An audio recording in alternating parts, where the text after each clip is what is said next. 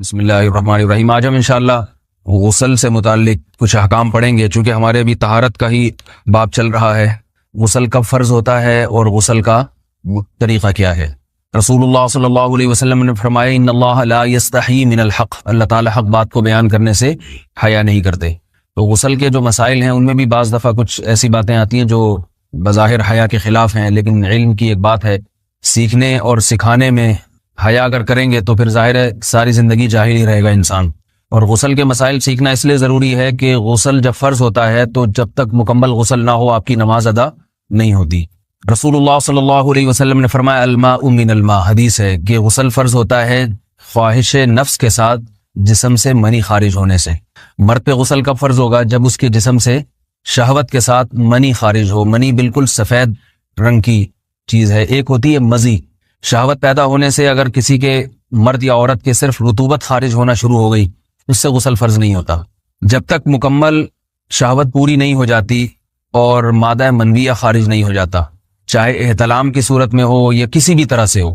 مردوں کے ساتھ چونکہ یہ بہت زیادہ ہوتا ہے، نائٹ فال کی صورت میں مردوں پر غسل کی یہ صورت بہت زیادہ فرض ہوتی ہے۔ جیسے ہی بلوغت ہوتی ہے تو احتلام شروع ہو جاتا ہے، ہفتے میں 1 دفعہ 2 دفعہ 3 دفعہ، بعض نوجوانوں کو روزانہ بھی 2 دفعہ ہوتا ہے، جبکہ خواتین میں یہ والے غسل کی صورت بہت ہی کم ہوتی ہے کہ ان کو نائٹ فال ہو یا اس طرح سے غسل فرض ہو۔ ہزاروں میں کسی ایک عورت کے ساتھ ایسا ہوتا ہے۔ ایک صورت تو یہ ہے غسل فرض ہونے کی۔ دوسری صورت کیا ہے کہ جب انسان اپنی زوجہ کے ساتھ ملاپ کرے اور انٹرکورس ہو جائے، چاہے اس صورت میں ڈسچارج دونوں میں سے کوئی ہو یا نہ ہو، لیکن دونوں پہ غسل فرض ہو جائے گا، مرد پہ بھی اور عورت پہ بھی۔ یہ تو مردوں کے غسل کے فرض ہونے کا ہے۔ مردوں کے غسل میں ایک چیز یہ بھی ہے کہ اگر آپ نے رات کو نیند کی اور صبح آپ اٹھے اور آپ نے کپڑوں پہ نشان دیکھا، اب آپ کو یہ پتہ نہیں چل رہا کہ یہ منی کا نشان ہے یا مزی کا ہے، تو بھی آپ پر غسل کرنا فرض ہے۔ یہی سمجھا جائے گا کہ یہ آپ خواب میں ڈسچارج ہوئے ہیں۔ عورت پر جو غسل فرض ہوتا ہے ایک اور صورت میں ہوتا ہے کہ جب خواتین کو ایام آنا بند ہو جاتے ہیں، حیض یا نفاس سے جب پاک ہو جائیں تو بھی ان پہ غسل فرض ہے۔ یہ تو غسل کی فرضیت سے متعلق احکام تھے۔ کچھ چیزیں ایسی ہیں جن میں غسل سنت ہے، فرض نہیں ہے۔ جمعہ کے دن غسل کرنا رسول اللہ صلی اللہ علیہ وسلم نے بہت زیادہ تاکید کی ہے۔ سنت کی 2 قسمیں ہیں، سنت مؤکدہ اور سنت غیر مؤکدہ۔ مؤکدہ وہ ہوتی ہیں کہ جن کو چھوڑنے کا اگر کوئی معمول بنا لے تو گناہ کا خطرہ ہے اور ایسا شخص قابل ملامت ہے، اسے شریعت ملامت کرتی ہے، برا بھلا کہتی ہے۔ تو غسل سنت مؤکدہ ہے، ہفتے میں 1 مرتبہ، چاہے جمعے کے دن ہو یا کسی بھی دن ہو۔ جو مسلمان ہفتے میں 1 دفعہ بھی نہیں نہاتا، وہ کتنا ہی نیٹ کلین ہو، مگر شریعت کی نظر میں وہ قابل ملامت ہے، اسے تانے دینے چاہیے کہ شرم نہیں آتی ہو مسلمان مگر رہتے ہو بھنگیوں اور چماروں کی طرح۔ ملامت تو اسی کو کہتے ہیں نا۔ اس کی دلیل رسول اللہ صلی اللہ علیہ وسلم نے فرمایا، صحیح حدیث ہے، حق علی کل مسلم ان یغتسل کل اسبوع مرۃ، کہ ہر مسلمان پر لازم ہے کہ وہ ہفتے میں کم از کم 1 مرتبہ غسل کرے۔ ہر مسلمان پر لازم ہے، چاہے اس پہ غسل فرض نہ بھی ہو۔ اور کس دن بہتر ہے؟ جمعہ کے دن۔ نبی صلی اللہ علیہ وسلم نے حکم دیا ہے کہ جمعے کے دن غسل کیا جائے۔ امام احمد ابن حنبل کا مذہب یہ ہے کہ جمعے کے دن غسل کرنا واجب ہے، صرف سنت نہیں ہے بلکہ واجب ہے، لیکن جمہور کا مذہب یہ ہے کہ سنت عمل ہے۔ غیر مسلم جب اسلام قبول کرتا ہے تو اس وقت بھی اس کے لیے غسل کرنا سنت ہے۔ جب ہم مردے کو نہلاتے ہیں تو جو مردے کو نہلائے اس کے لیے بھی خود غسل کرنا افضل ہے، سنت عمل ہے۔ عید کے دن غسل کرنا سنت عمل ہے۔ تو یہ وہ تمام مواقع ہیں جن میں غسل کرنا رسول اللہ صلی اللہ علیہ وسلم کی سنت ہے۔ غسل کا طریقہ کیا ہے؟ غسل میں 3 چیزیں فرض ہیں، منہ بھر کے قلی کرنا، ناک میں پانی ڈالنا کہ ناک کی جو نرم جگہ ہے یہ اچھی طرح تر ہو جائے، اور پورے جسم پہ 1 مرتبہ پانی بہا دینا کہ جسم میں بال کے برابر جگہ بھی خشک نہ رہے۔ یہ تو ہے فرض، یعنی یہ کام کسی نے کسی بھی طرح سے کر لیا تو غسل ادا ہو جائے گا، چاہے اس کی نیت غسل کی تھی یا نہیں تھی۔ کوئی آدمی چلتا ہوا جا رہا ہے، پھسل کے تالاب میں گر گیا، پورے غوطے کھا کے باہر نکلا، قلی کر لے اور ناک میں پانی ڈال لے تو غسل اس کا ادا ہو جائے گا۔ البتہ چونکہ نیت نہیں تھی لہذا غسل کا ثواب نہیں ملے گا، ثواب نیت کے بغیر نہیں ملتا انسان۔ دلائل اس کے الگ موضوع ہے کہ اس کی دلیل کیا ہے کہ بغیر نیت کے بھی غسل ہو جاتا ہے، لیکن میں نے بتایا دلائل کا سیشن نہیں ہے، اس میں پھر بات لمبی ہو جائے گی۔ تو یہ تو ہے فرض، پورے جسم پہ پانی بہانا، کلی اور ناک میں پانی۔ سنت طریقہ کیا ہے؟ رسول اللہ صلی اللہ علیہ وسلم غسل کیسے کرتے تھے؟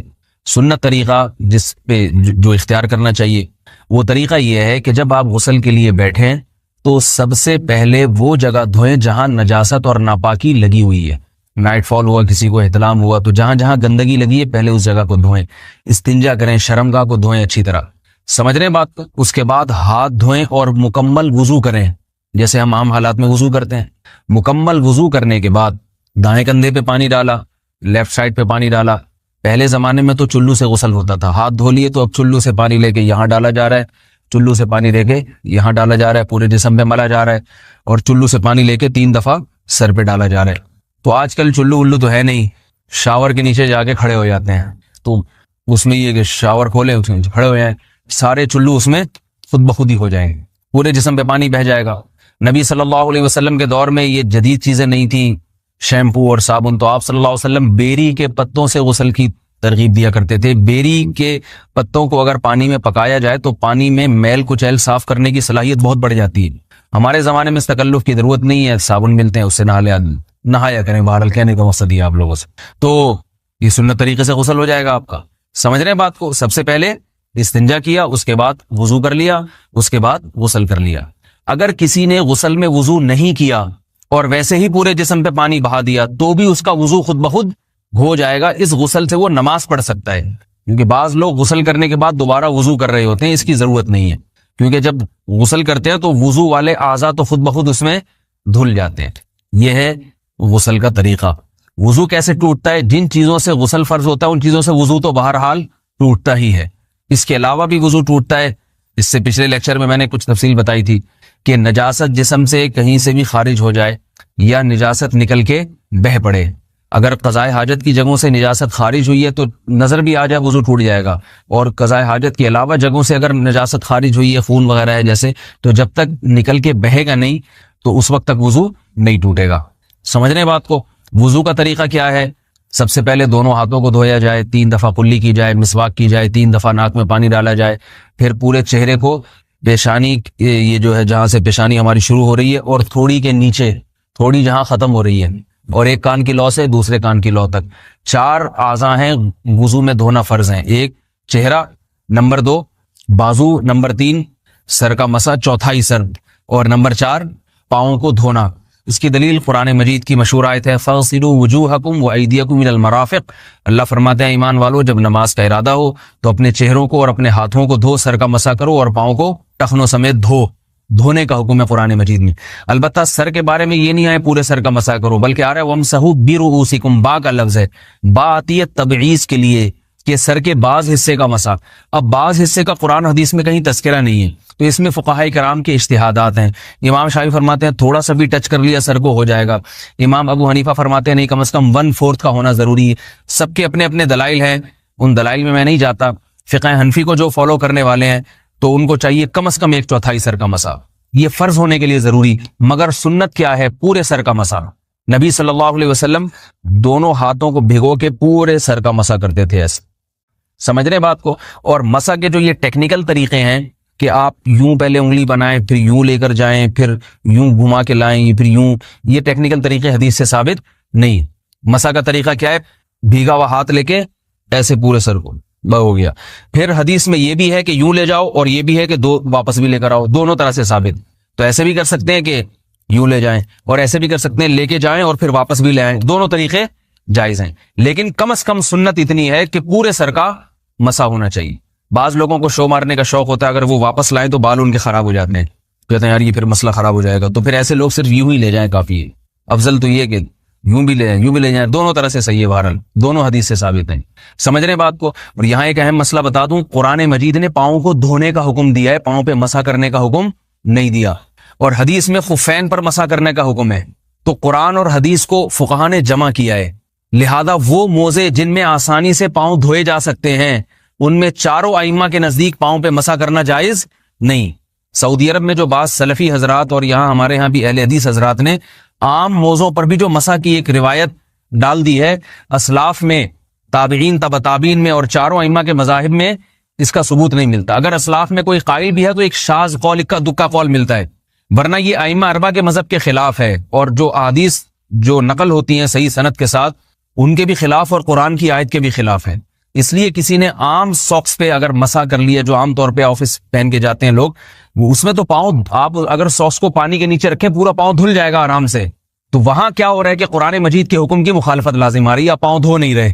تو اس لیے ہم یہ سمجھتے ہیں کہ اس صورت میں نماز ادا نہیں ہوگی. سعودی عرب میں بعض سلفی حضرات نماز پڑھاتے ہیں، وہ ایسے ہی کرتے ہیں کہ عام ساکس پہ مسا کر کے نماز پڑھا لیتے ہیں. تو فتویٰ اسی پر ہے کہ ان کی اگر کسی کو یقین ہے کہ اس نے عام ساکس پہ مسا کر کے نماز پڑھائی ہے تو اس کے پیچھے نماز ادا نہیں ہوگی، کیونکہ قرآن کے مطابق اس کا وضو ہوا ہی نہیں ہے. صدیوں تک کوئی بھی اس قول کا قائل نہیں رہا ہے کہ عام ساکس پہ بھی مسا ہو جاتا ہے. یہ ابن تیمیہ رحمہ اللہ تعالیٰ 7ویں صدی میں اس کے قائل تھے، اور تابعین میں اکا دکا قول ملتے ہیں اس کے، لیکن شاذ قول ہیں، مرجوح قول ہیں جن پر امت نے فتویٰ نہیں دیا. اور اب سعودی عرب میں بعض سلفی حضرات اس کے قائل ہیں. ہمارے ہاں اہل حدیث حضرات بھی چونکہ اکثر سعودی عرب کے سلفی حضرات ہی کو فالو کرتے ہیں، تو انہوں نے بھی وہیں سے یہ فتویٰ لیا ہے. لیکن ائمہ اربعہ کے مذہب میں اور دلائل کے لحاظ سے دیکھا جائے تو یہ مذہب کمزور ہے. قرآن نے پاؤں کو دھونے کا حکم دیا، آپ دھوئیں گے پاؤں جب تک دھونا ممکن ہے. چمڑے کے موزے ہیں ان کو دھونا ممکن نہیں ہے اتارے بغیر، لہذا ان موزوں کے اوپر مسا ہو جائے گا. تو اس سے قرآن پر بھی عمل ہو جائے گا اور حدیث پر بھی عمل ہو جائے گا. اس لیے ائمہ اربعہ نے جو قرآن و حدیث کو سمجھ کے جو فیصلہ کیا ہے اس پہ چلنا ہمارے لیے زیادہ مفید ہے بنسبت آج کل کے جو علماء ہیں ان کی اپنی ذاتی آراء پر. اس لیے یہ بھی ایک وضو سے متعلق اہم مسئلہ تھا. سمجھ رہے ہیں؟ باقی تو ماشاءاللہ وضو کرنا سب کو آتا ہی ہے. اور وضو کے بعد دعا کیا ہے؟ کلمہ شہادت، اشہد ان لا الہ الا اللہ وحدہ لا شریک لہ اشہد ان محمدا عبدہ ورسولہ اللہم اجعلنی من التوابین واجعلنی من المتطہرین. اے اللہ تو مجھے بار بار توبہ کرنے والوں میں شامل کر دے اور بار بار پاکیزہ رہنے والوں میں شامل کر دے. توبہ اس لیے کہ میں نے ظاہری طہارت تو حاصل کر لی، مجھے روحانی طہارت بھی عطا کر دے. اگر میں نے گناہ کی ہوں تو مجھے ان سے بھی توبہ کی توفیق عطا فرما لے، تاکہ اس لحاظ سے بھی میرا وضو ہو جائے، اس لحاظ سے بھی میں پاک ہو جاؤں. سبحانک اللہم و بحمدک، نشہد ان لا الہ الا انت، نستغفرک و نتوب الیک.